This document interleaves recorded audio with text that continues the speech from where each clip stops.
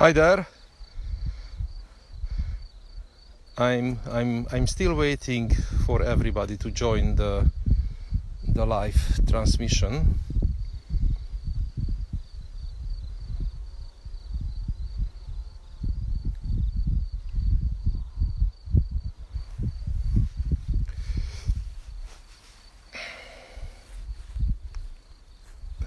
Hi Bence.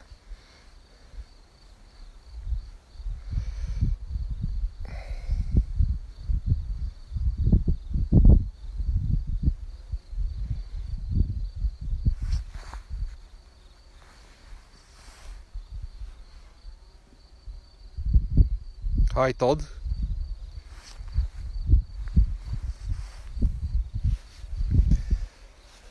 Én elmegyek arra szerintem, ott kezdem, azt korcsolcsom, aztán majd jövök el.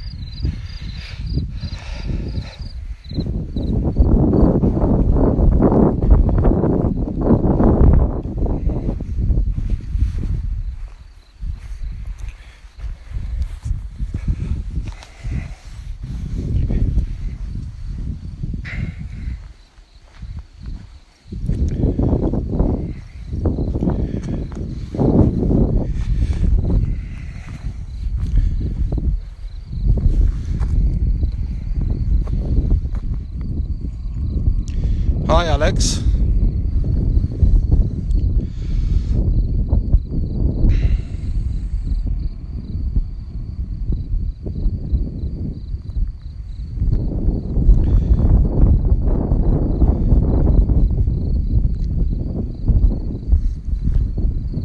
Hi Audrey.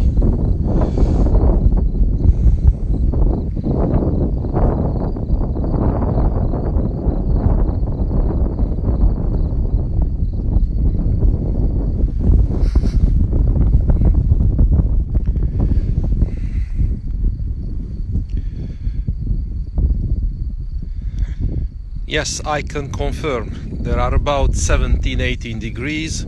Sun is shining. It is a bit windy actually. I'm hoping it's not very disturbing for the live.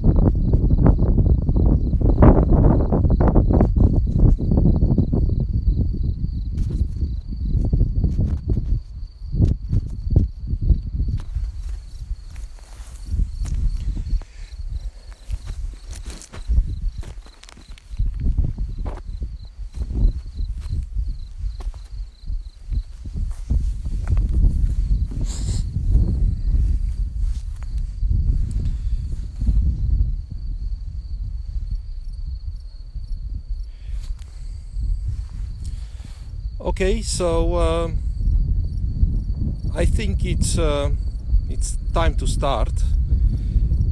Can I get a feedback if you can hear me?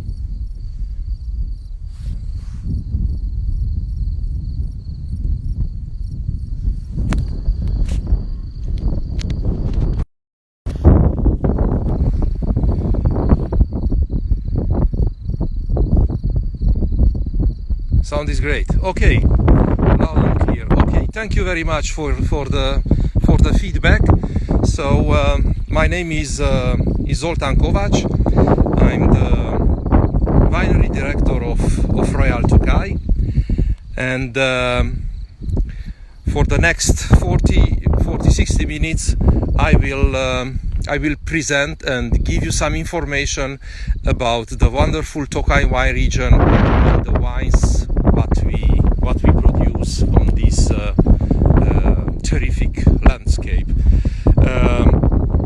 We are here on the top of the Saint Tomasz single vineyard, one of the most iconic single vineyards of the wine region, and for the mud village as well, where we are now.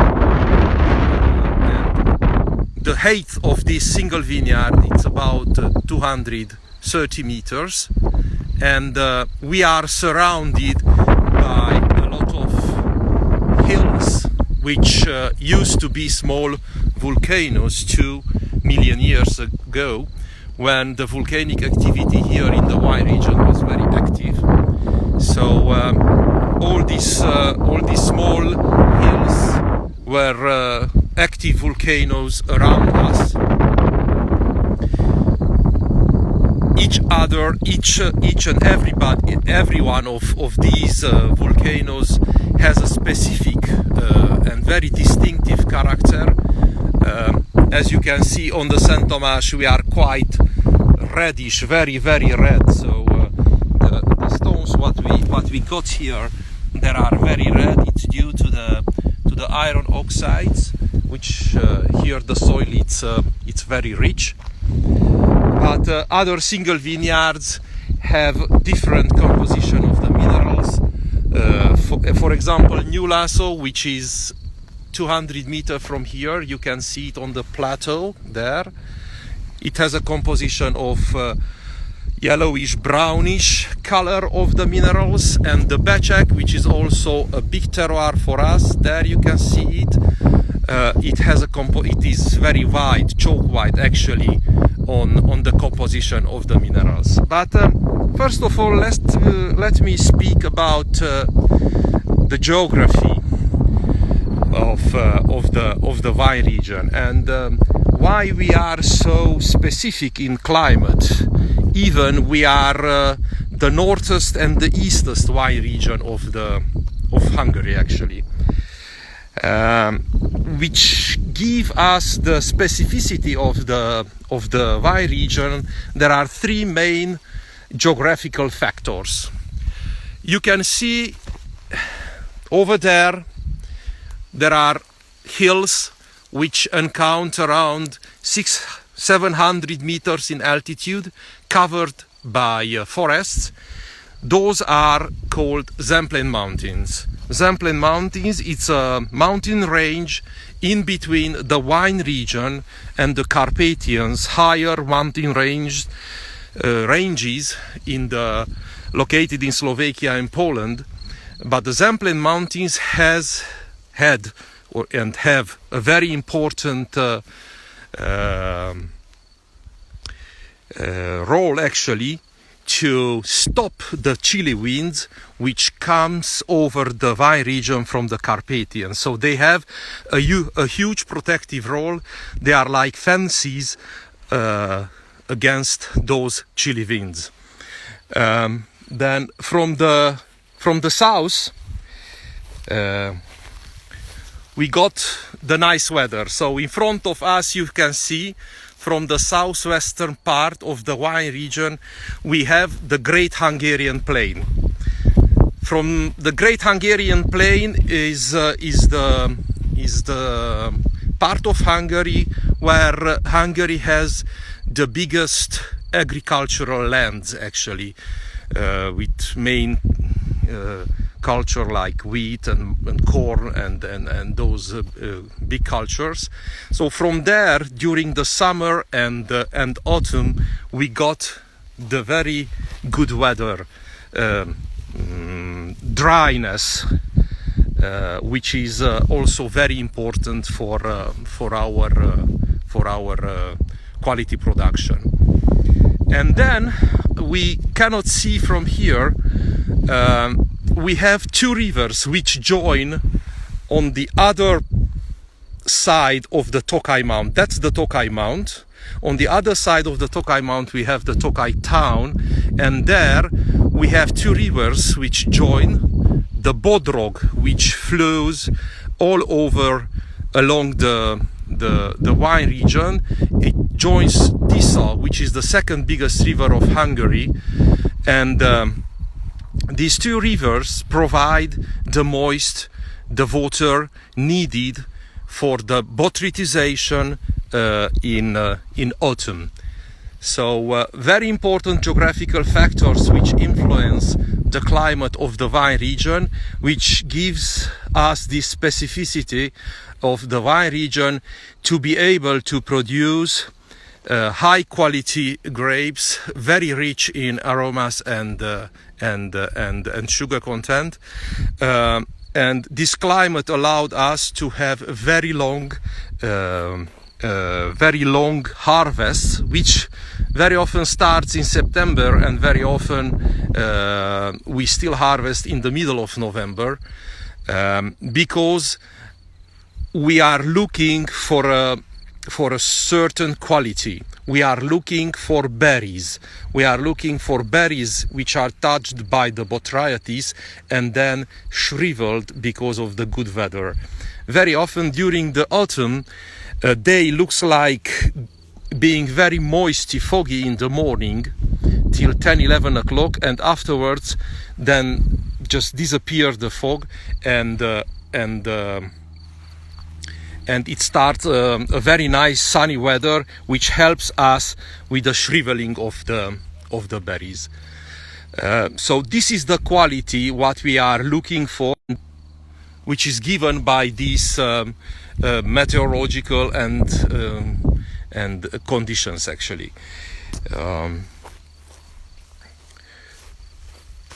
And we harvest these berries actually berry by berry. This is how historical it was done. We collect the berries separately without cutting the bunches, and then we enter them at our premises where we store them separately. And because the berries are so desiccated, so dry, you cannot press them actually. So you need something to soak in, and then which allows you to get moist into the berries and then to be able to press the berries. So we use for this process a wine also harvested on our vineyards, which is called a base wine, roughly a richer dry wine, and then we soak in those berries for 1-2 days to macerate there, and then we are able to press to get all the aromas, the richness what is stored in those berries. So in the olden days they used two typical tools to make these botrytized wines, also wines, the harvesting hod and the Gönci barrel of 136 liter. So by mixing one Gönci barrel of wine with 5 or 6 put-on hods, harvesting hods, at the end of the maceration, pressing, maturation, you got actually the 5 and the 6 Bhutan Yash also wines. I would like to show you that down in the valley we have the mud village. I think, yeah, it's better like this. And if you look there, you can get 2 white longer buildings that belong to the Royal Tokai, where we have our cellars actually. And in front of us we have a very old plantation of Saint Tamás Furmint, planted in the 60s, and now we are busy replanting it partly. So we kept all the best parts of it. We are renewing the trellising system, and in between these rows we are going to plant 2 new rows, which will be more narrower actually. So we will have the old and the young wines in the same place. So we got the old plantation which produces very good dry wines, and we renew half of it as well. You can see how the wines are pushing now. So you can see the small shoots. You can see even the small bunches of furmint. The first. So it looks okay till now. We haven't got problem with frost this spring. We had a quite early budding, but then arrived a period with lower temperature, which hold back a bit the growings of the vines. But now looks everything okay. Normally flowering in the wine region is around end of May, beginning of June. So we still got a bit of earliness this vintage in our vineyards. One thing which is missing actually a lot is the water. We did not have a good rainfall from, let's say, 4 weeks actually, I guess. What is good, on these clay soils we have a very good accumulation of water, so the water table is quite good, and for the time being we do not have problems on our wines. Just I would like to show you a bit the terroir, these red these very reddish minerals which form actually the terroir of the Saint Thomas, which gives a lot of structure, a lot of minerality, a lot of strength to the wines produced here on the Saint Thomas. Of course, this whole Instagram live will be made here on the top of our single vineyard. We are not going to have the opportunity to go down to our historical cellars, but it's worth coming to us to visit our cellars as well, and because of the history of those cellars. They started to build those cellars in the second part of the 13th century, always used it for maturating the wines. Very often people also hide there against the Ottoman and Tatar invasion in this part of Europe. Our cellar has a total length of around 1,000 meters, is dug on 3 levels, so we can maturate there all our Os wines from actually always from 2 consecutive vintages. So today we maturate there the 18th vintage. And the 1917 is already started to be prepared for the bottling.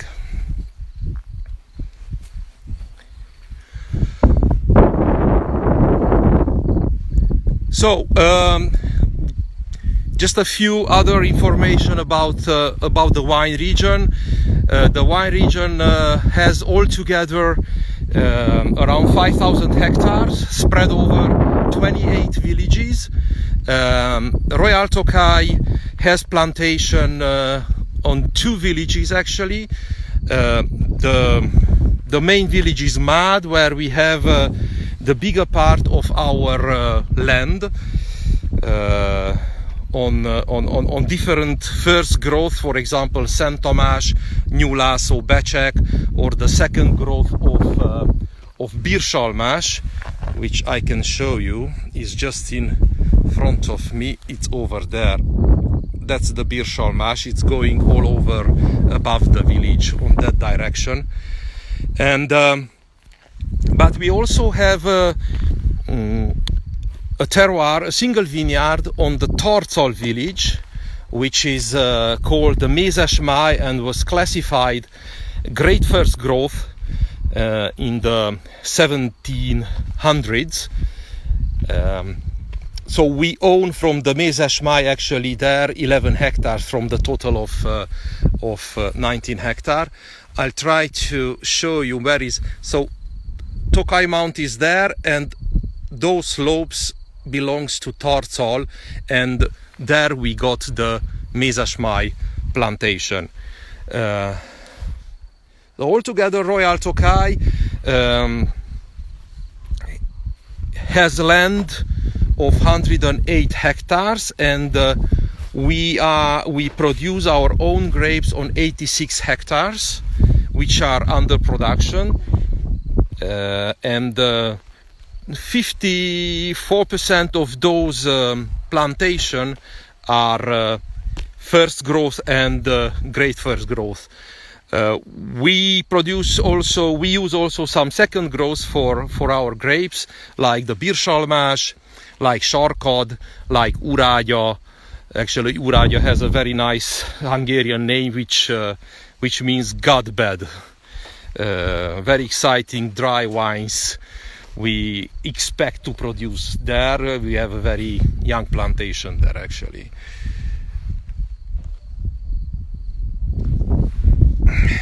Okay, I'm going to show you the site mainly, not my not necessarily present face actually. About the varieties, on our 86 hectares, the predominant grape variety is the Furmint in a proportion of 55%, so a bit higher than the proportion for the wine region, and the remainings are split in between Muscat and Harsh-Levelű in equal parts. We also have a small plantation of the remaining three main grape varieties for the wine region, which is Kövér-Szőlő, Kabar, and Zeta, but those are less than 1 hectare for each other. You can see now the whole mud basin, which is covered in total by around 1,000 hectares of vineyard, being the biggest village with plantation, with vineyards in the wine region.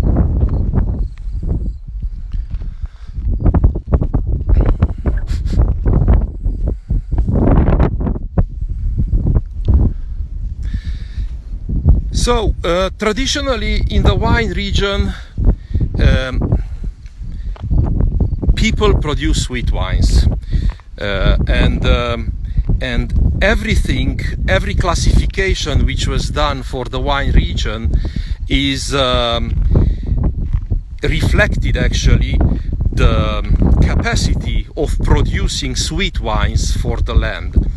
The first classification were done in the late 17th century by Prince Rákóczi, who was the lord of this whole territory here, and the first written Latin classification of the wine region was published in 1732 till 1737 by two Hungarian guys, John Matolai, and on the first written classification, they were speaking about three levels: first growth, second growth, and third growth for each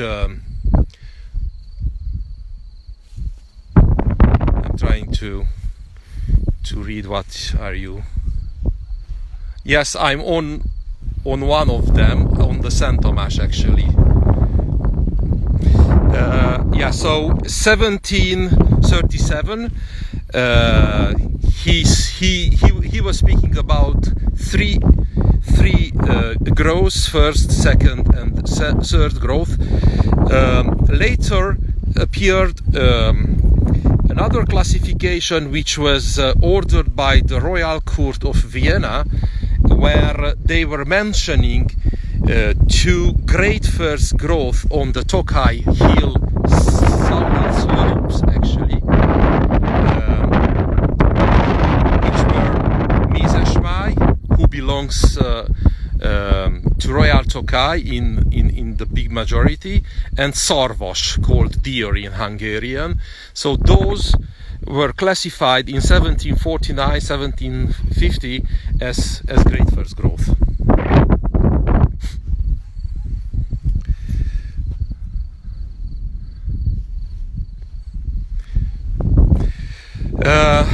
Yeah, about the wine. So I mentioned traditionally the Tokaji wine region produce sweet wines, and they tried always to push the harvest to the limits by collecting those osu berries, shriveled berries, which then provide the essentia and the osu wine. Essentia actually is the free run juice of the osu berries, which are stored after harvesting them in the cellar, and they start to release a very thick must actually. So that's the essentia then.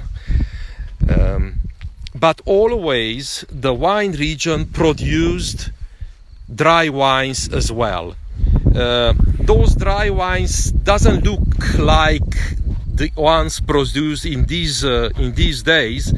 They were mainly heavily maturated and oxidized in barrels, and very often they used to produce this wine botrytized berries and botrytized grapes as well. They call it that time ordinarium actually. These days we call it dry samorodny, which is today the traditional botrytized dry white wine of the wine region, which is maturated under a lees cover actually. But the modern dry wine came a bit later to the wine region. It was 2000 mainly, and a bit earlier, when producers here in the wine region, together with Royal Tokaji, started to think about a single varietal dry wine to be produced, and everybody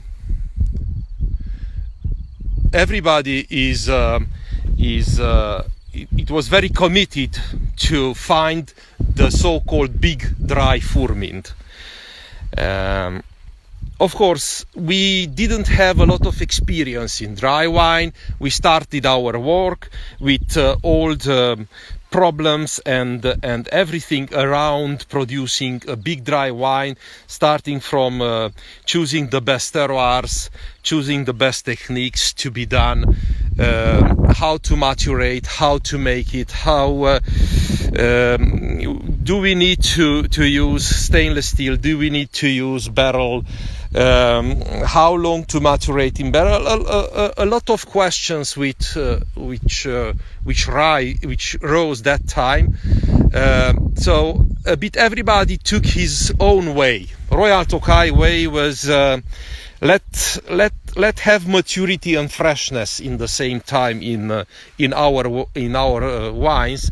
So we decided from the beginning to make a wine in stainless steel, which preserve the freshness and the minerality of the Furmint, and make a Furmint one in barrel, which will give to the final blend structure and a lot of body. So and then step by step we were working on this way. We start to choose the vineyards from where to get the grapes for the tank fermented one, for the barrel fermented one, and step by step we learned a lot. And I think now we are able to say that in the last years as well, we are able to say that we created a Furmint which has an outstanding style on the Furmint market, the Royal Tokaji Oddity we are speaking about, with a lot of character, with a lot of freshness and nice acidity, and very enjoyable actually dry wine. And then step by step, of course, if we start to speak about our history to produce wines after the falling of communism, the company was established in 1990 by Hugh Johnson, who had the great idea to come here and establish a company. But also he joined here 62 small producers. They joined together, they formed the company, and work started together with them. In the early days, it was a bit like a cooperative, so the small producers, they lend their land to the company and harvest it for the company. Then the company produced the wines. Later on, the company was able to buy the land, and from there started actually a big renaissance of the company, let's say like that. And with the arrival of our new owners in 2008, we rebuilt the facilities, we rebuilt everything actually downstairs in the village. So now we have a modern cellar, a modern structure which can produce worldwide quality. I think now we are at the time to start taste some of our a little about the vineyard. Okay. I have a question that somebody's asking. Could you tell us a little about the Vineyard Selection Dry Furmint?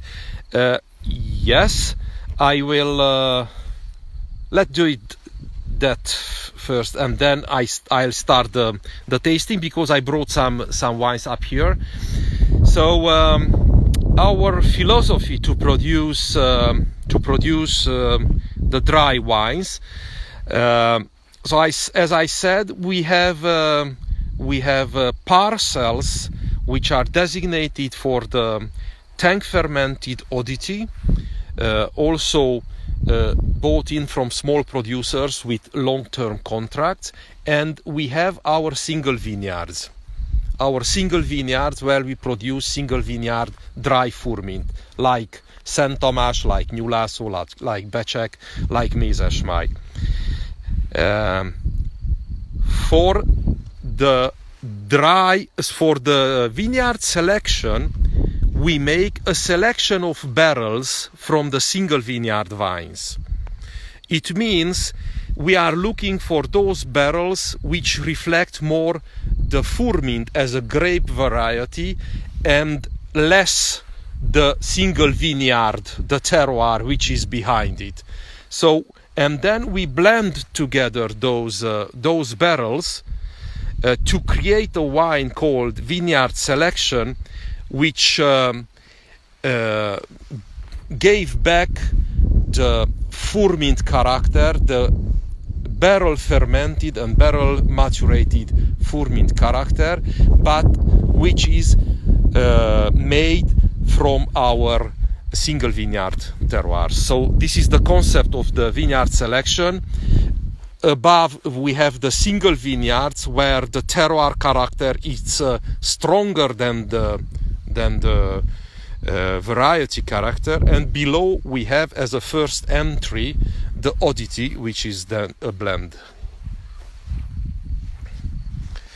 Okay, so let's start taste first of all our oddity, and I will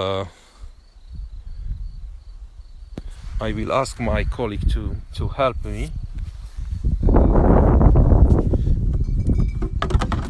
I prepared for you 4 of our wines, actually. Already prepared them, checked, opened them. So we are going to taste a range of 4 wines from our wines. We are going to taste the 3 main, let's say, groups of the wine we produce: dry wine, late harvest, and the Osu wines. And first of all, let me show you the brand new vintage on the US market, which is 2018 Oddity. This is a 100% Furmin blend, as I told you, partly about 50% made from lots fermented in tanks, and 50% from lots fermented and then matured in oak barrels. 2018 was a terrific vintage for the company. Actually, as never in our written history, we had a very huge harvest of Osu berries, but in the beginning of the vintage, which was actually the earliest in the written history of Tokai, we got very good conditions to harvest very nice and balanced raw material for our dry wines. So it happened that we started the harvest of the dries on the 21st of August and actually finished it on the 10th of September, as never, actually early, before we rather start on the very early vintages to harvest on the 10th of September. Partly tank, partly oak fermented and matured lots, then were blended together and bottled, and you will have on the nose a very specific Furmint, very clean,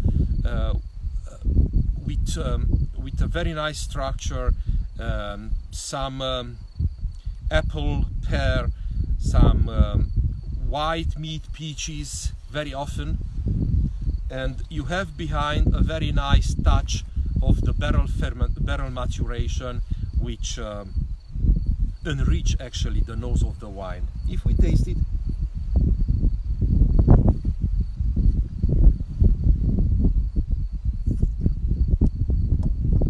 it has a very vivid freshness. So from the first mouth, you will feel the freshness, you will feel the acidity which keeps fresh the wine, but also you will feel the creaminess given by the vintage, which then covers the whole mouth, and it's very persistent in your mouth.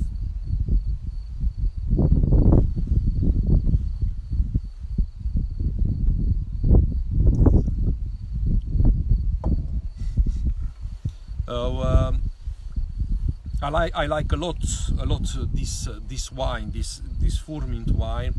It's one of my preferates from the Royal Tokai range. Very often I used to have it with just salads, or you can easily have oysters. You can easily have lighter meats. You can easily have it during Easter time, which is in this season, with your lamb or with your Eastern ham. It goes very well. It's gone. Somebody was calling me.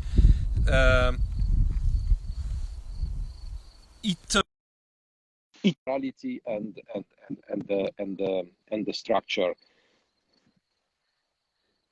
It is a wine we like to maturate a bit the wine before we release it, but then after releasing it, stored in good conditions, it keeps his freshness and pleasant character for several years. But I won't recommend to put this wine in your deep cellar for years, because he will lose those let's say pleasant characters for what we produced it to be shown to you. Zoltán. Yes.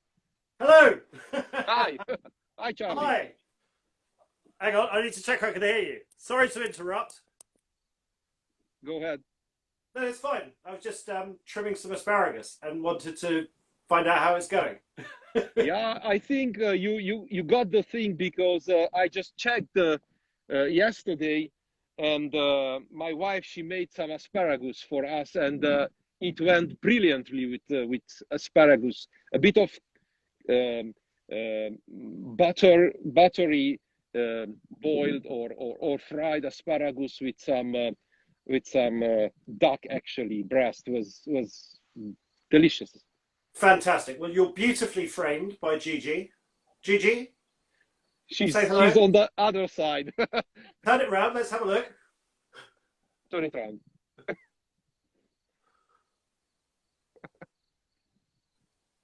Hey! Hello! So Gigi is my colleague. She is in charge with the marketing. Fantastic. You're doing a great job. I was wondering, I know you're on the Odyssey at the moment. Did you touch on the history of the region earlier? I know you're a proud Romanian, so I'm sure you will have mentioned Transylvania and Dracula.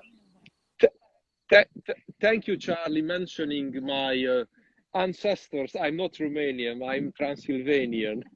Or to be more precisely, I'm Hungarian from Transylvania, actually. But I know you try to give me a bit of topic. So yes, I'm I'm from that part of the world, from which part Count Dracula came, actually. But I never have been in touch with him. It's only a history from Transylvania. Yes, so my roots goes over there,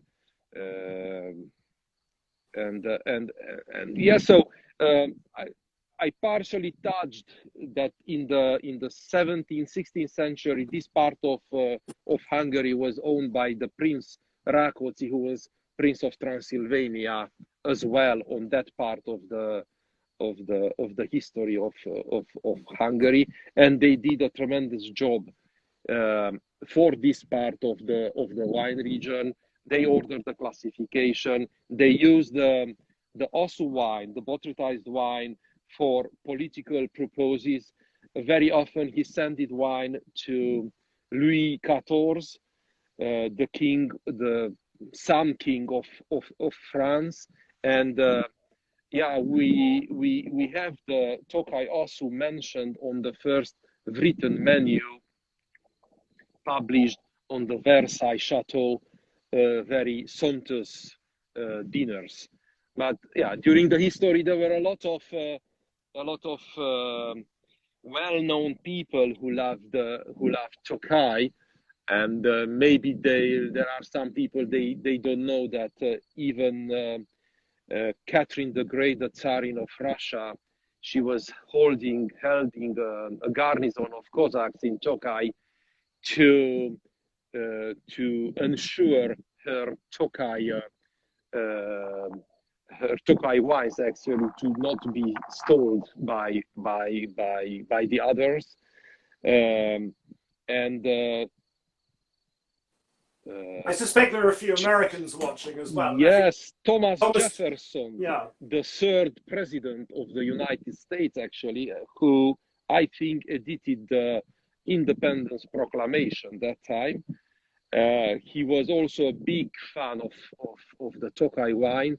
He ordered wines through an English merchant from this part of Europe, which included also a dozen bottles of Tokai. And there is another connection. Franz Joseph, the Emperor of Austria, gave a bottle of wine for each anniversary of the Queen Victoria. Actually, I have to stand up. Whenever you mention the Queen, I have to stand up and have a small glass. Yes, Sorry, you do. I've interrupted the tasting. I'm very jealous of you standing where you are. It's such a beautiful spot. So please, what's the next wine? I'm not matching you this evening, I'm afraid. I'm drinking rosé. Okay. As you feel is the best for you. Okay, so we tasted the dry wine which we produce in the biggest quantity for Royal Tokai. Then the second step is the vineyard selection. As I told you, is 100% barrel fermented, barrel matured, dry fourmint. And the third step for these dry wines are the single vineyards from Szent Tamás, from Becsek, from New László, from Mézesmáj, which could be fourmint or harsh levelű. Then we are going to have a quite big step in residual sugar, because the next one, our late harvest, is already a wine which has a richness around 100 grams of residual sugar. It's more or less that amount. And this wine, actually, it's not a monovarietal wine, is made by blending the three main grape varieties of the wine region. The blend is led always by the fourmint grapes, which gives the structure, the acidity, at least 60% in the final blend. We always have at least 10% of muscat, which gives the perfume and the seduction actually of this blend. And in between we have the harsh level, which gives a lot of elegancy to the final blend. So for this wine, we harvest the bunches and not berries, or part of bunches, when they are in between the dry and in between totally shriveled berries, or very often and at the end of the harvest, when no more shriveled botrytis berries remain on the bunches. So everything which remains, green, half shriveled, all those berries, goes together to produce this wine. For this wine, we make a direct pressing of the bunches, then followed by a cleaning of the mast, and after cleaning it, we start the fermentation. Fermentation is done in stainless steel, and after fermentation, very quickly, all the fourmint and harsh level goes to the barrels, where it stays about 4-6 months. Only the muscat remain in the stainless steel to preserve his very specific fruitiness and aromas. And when everything is ready to be blended, we make the final blend, we bottle the wine, and again maturate a bit of bottle before release it. Today we are going to taste the 2017 vintage, which is available on the US market. It's the actual vintage. It's a very successful wine. We got a lot of feedbacks from the American market that is growing in popularity, which are very good news for us, actually. It's a very good feedback for us that the wine and his balance, actually, his aromatic, is contributing to the success of the Tokai wines. And I'm quite confident that tasting this wine, everybody then will get a good base to reach the level after, which is the botrytized wines. We do have botrytis on this wine as well. This richness where we make, at the level we make this wine, you can't avoid botrytis. It is always present. So In our late harvest, we do have botrytis. So, and a bit of the complexity of this wine is given by this botrytis. It has a tremendous smell, actually.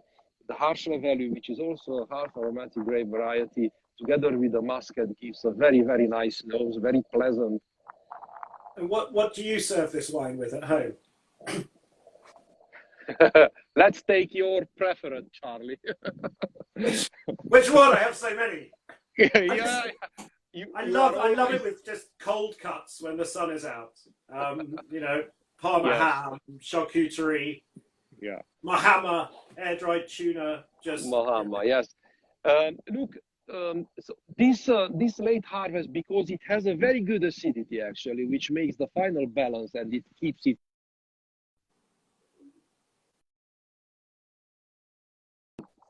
with meat dishes which are made with some fruit sauces, for example, a bit on that Swedish like way, for example, or goes very, very well with the Chinese sour, spicy, sweet type of food, with the Indian curries. So it is an excellent match in between these kitchens. But always, if you are in that mood, you just open the bottle, you keep it very fresh, and you can have it as an aperitif with your friends as well. There've been a lot of people asking over the past few weeks the same question: what is the best breakfast wine? And I happen to think that our late harvest should certainly be in consideration for the best breakfast wine. Although we are not encouraging any sort of irresponsibility whatsoever. I've just seen the time actually, and we haven't even got to the flagship. Yeah, sorry, I was. No. Please. So the next one, it's our red label actually. Red label Tokaji 5 Putonyos from the 2016 actual vintage on the US market, which is our flagship botrytized wine all over the world actually, which is made from those asu berries by macerating them in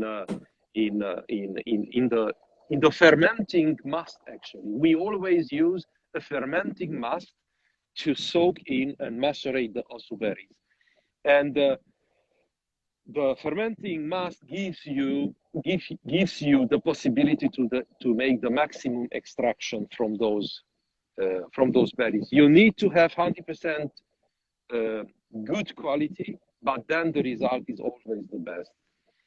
We macerate 1.5-2 days together the wine with the berries and then press them. For our 5 and 6 Putonyos wines, we make the fermentation in stainless steel, and then after the fermentation period, when the wines stop fermentation in January, February, everything goes down to the deep underground cellars where we macerate our wines in 300 and 500 liter barrels. For the 5 Putonyos, for the red label, we use our own berries, but also buy in berries for small producers all around the wine region. So we can consider it a very nice example of the Tokaji 5 Putonyos. According to the Tokaji rules, our red label, our 5 Putonyos, could be considered a 6 Putonyos because of his richness in sugar. But we always thought that being a bit more generous in the richness then will give us more opportunities on the market. Absolutely, and hang the cost. Collecting these berries, as I know you've already explained, is the hardest thing we do. I think probably one of the hardest jobs done in any vineyard in the world is going around individually selecting grapes. It's repetitive, it's skillful work. It can't happen every year. Yeah, and the hardest thing from this point of view is you need to be prepared always. You need to be prepared on on very small parts of the parcels to collect those berries. It's a permanent survey where and when can you harvest the best berries, and you will have several generations during the harvest. So you need to go to be present to harvest the berries, to touch the bunches, and to enhance the infection with the botrytis for the later generation as well. Is this the fondling that you were telling me about? The fondling of the berries? Yes.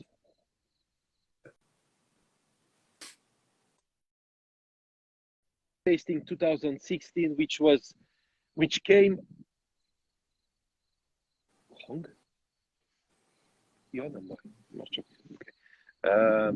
So a good vintage for Osu wines, very good acidities. When you will taste this wine, you will get the freshness and the hub and the big structure of the wine. You forget about the 156, 50 whatever grams of residual sugar. It's just the freshness, the citrusy, the limey character, which comes over and balances tremendously your mouth. And we just had a question come in. Looks very familiar, this man, Mr. Bone Thug. We will have an Osu 2019. And my colleague, she's telling me I'm running low in battery, so I'm trying to present you at least the last one, which is not the flagship, but could be the flagship actually, because it is our Szent Tamás single vineyard 6 Bhutan. So it was made from this terroir where we are now, and it is from 2013. 2013, a vintage with a very good and very high quality Osu production, but in general got less acidity than normally in the Tokaji vines. Despite this fact, Szent Tamás, even on that vintage with low acidities, produced very high acidities. So in this wine, we have 11 grams of acidity, which gives a tremendous structure and minerality to the 6 Bhutan Yash.